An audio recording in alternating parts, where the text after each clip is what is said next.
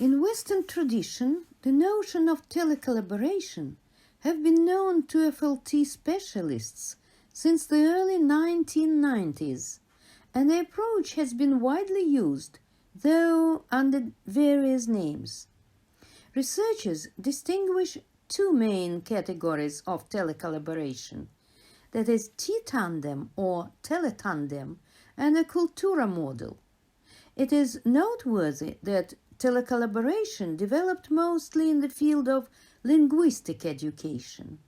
O'Dowd cites several variants of this phenomenon and explains this variability by an astonishingly low level of academic community awareness about what is going on in FLT as far as the language exchange method is concerned. However, there are quite a few cases of successful multidisciplinary application of this method, that is, the X-Culture and Collaborative Online International Learning, abbreviation is COIL.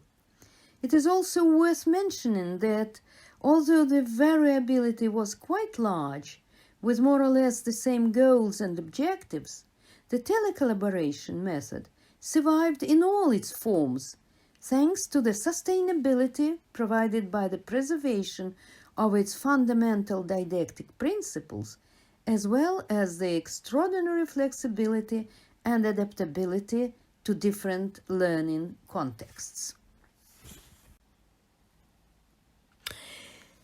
I will concentrate on the variety of telecollaboration, which is called Teletandem, and will try to demonstrate our specific variation on the theme.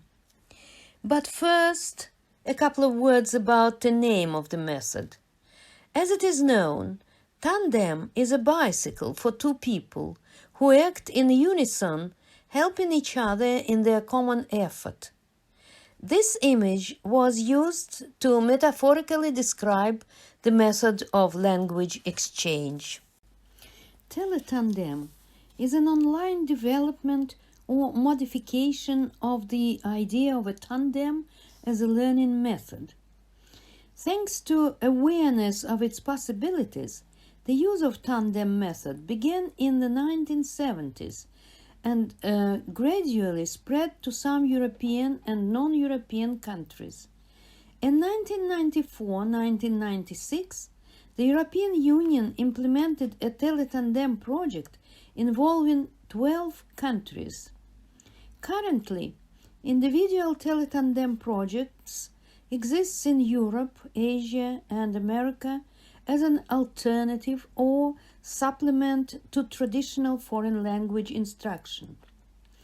By the 1980s, sufficient empirical experience had been gained about Teletandem learning, and it was thought over theoretically, and its basic didactic principles were familiar. I'm going to tell from the Russian side about one specific version of telecollaboration, that is the Teletandem language exchange project of the Faculty of Foreign Languages and Area Studies of Moscow State University and the World Studies Media Center at Virginia Commonwealth University, the United States of America. The project has existed for only a few years, but its specificity has already been determined. Interesting results have been obtained. The analysis of these data will help work out recommendations for improving this particular cooperation with perhaps some more global perspectives. It is based on most common form of institutionalized online tandem, in which students from universities around the world are paired and collaborate to learn each other's native languages. Institutionalized Teletandem learning is included one way or another in a university official curriculum. Thus, at VCU, the Teletandem project with Russian students is an extension of their learning environment of the compulsory Russian language course. At Moscow State University, it is included in the program of an optional special course. In the case of an institutionalized tandem, one of the core principles of the tandem method is autonomy, which is a complete independence from external factors, apart from the agreement of two individuals, is violated. But autonomy as an absolute non-interference of an educational institution in the process of language exchange is fully preserved. In addition to autonomy, equality or parity of languages and reciprocity are also backbone didactic principles. The first assumes that tandem classes must have two parts, each taking place exclusively in one of the studied languages, and they should never be mixed. Thus, learners are encouraged to use their target languages, and difficulties that might arise in communication can be removed when they switch to their native language. This, in turn, increases students' motivation and involvement in the learning process. The second principle provides for a change in the role of participants.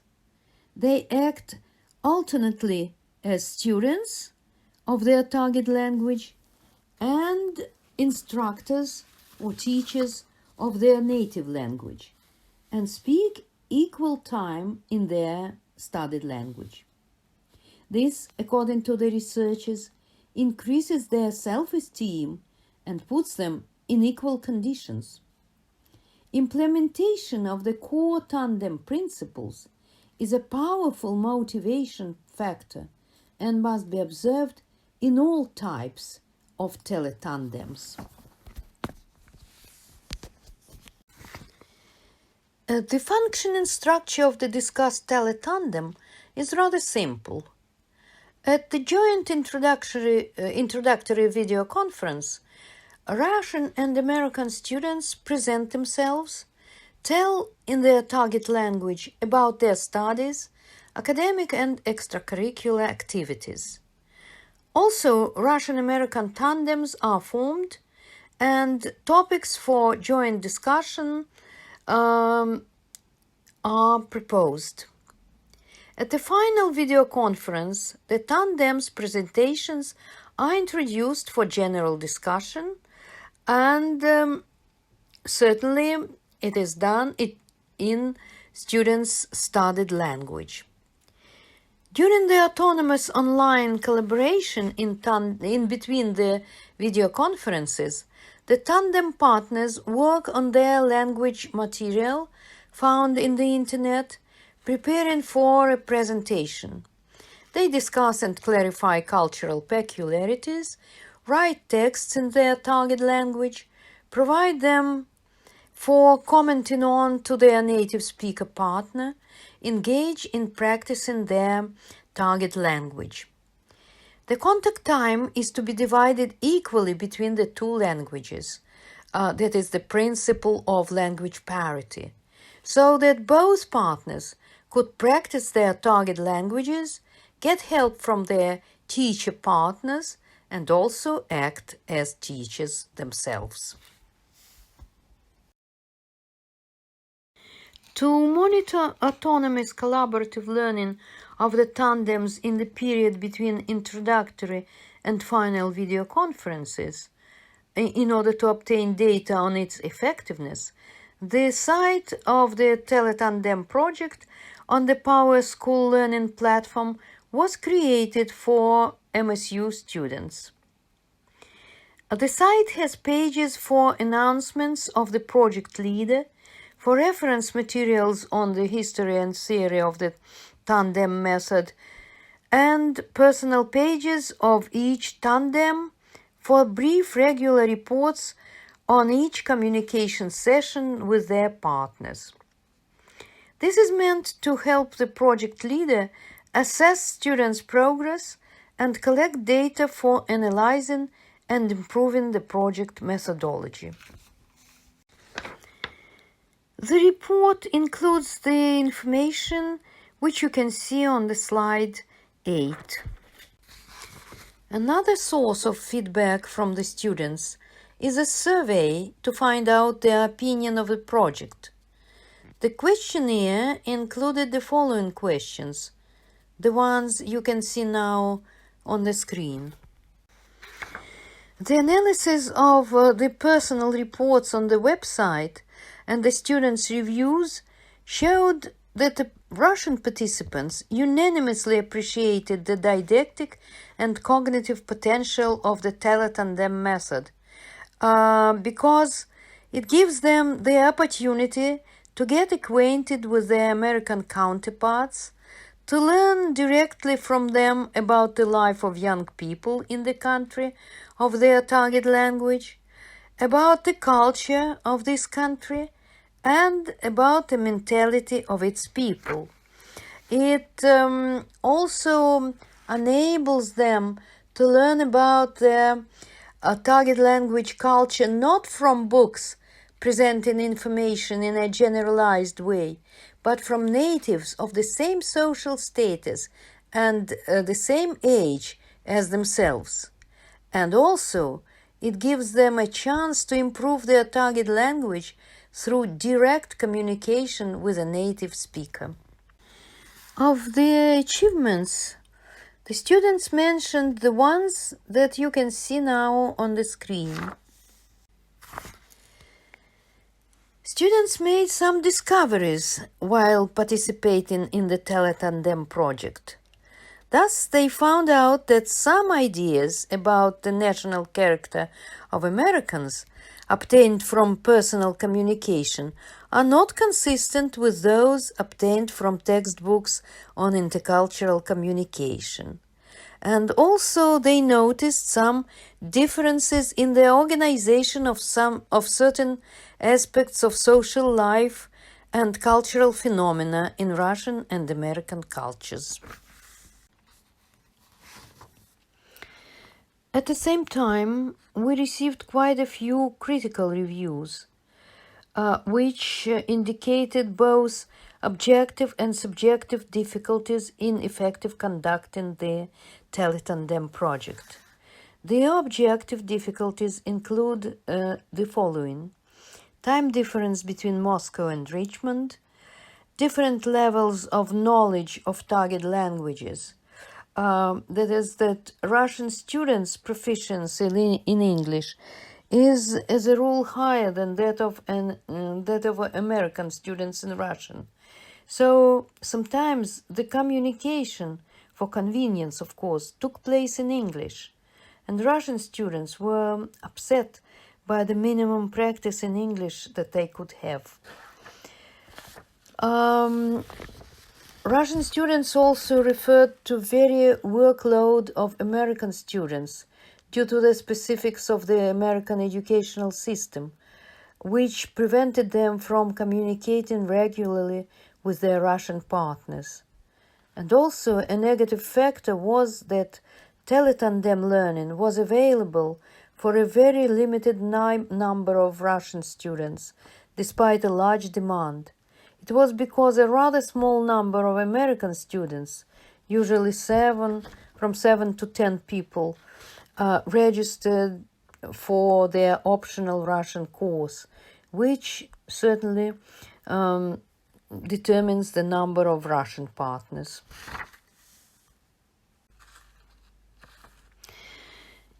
Institutionalization of a free tandem may cause difficulties of a subjective nature, such as the students do not choose their partners, they are assigned randomly, might have different temperaments, and not feel psychologically comfortable in communication.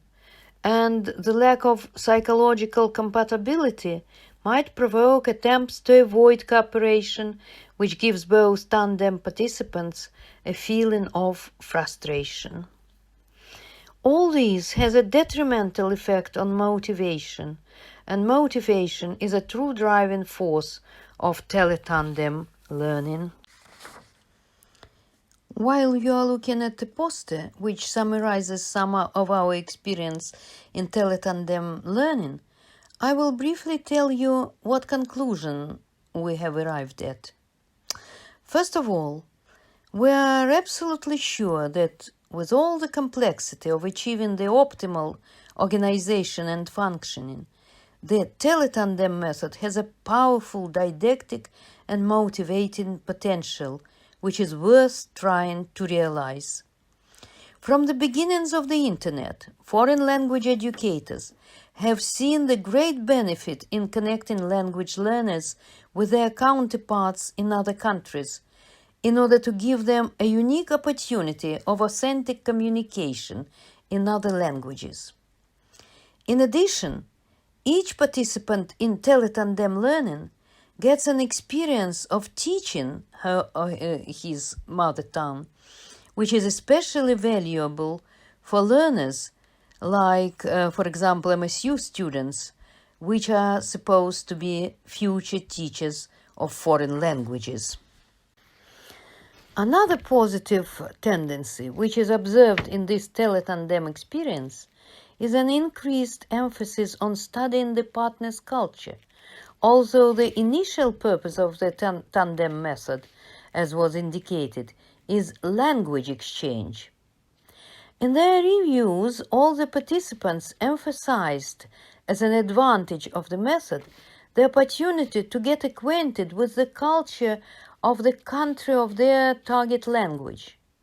Apparently, the statement that the development of intercultural competence is inseparable from the language development and occurs parallel to it can be extended by adding that the development of linguistic and communicative competencies is inseparable from the development of intercultural competence, as through communication with a representative of another culture, one cannot but get in touch with it. Therefore, Moscow State University and Virginia Commonwealth University intend to try to refine and optimize the Teletandem implementation process by carrying out preliminary orientation of students regarding the specifics of the Teletandem method and to tune them in to a creative and initiative approach. And also, we will try to select groups that will match in terms of foreign language proficiency. Thank you very much.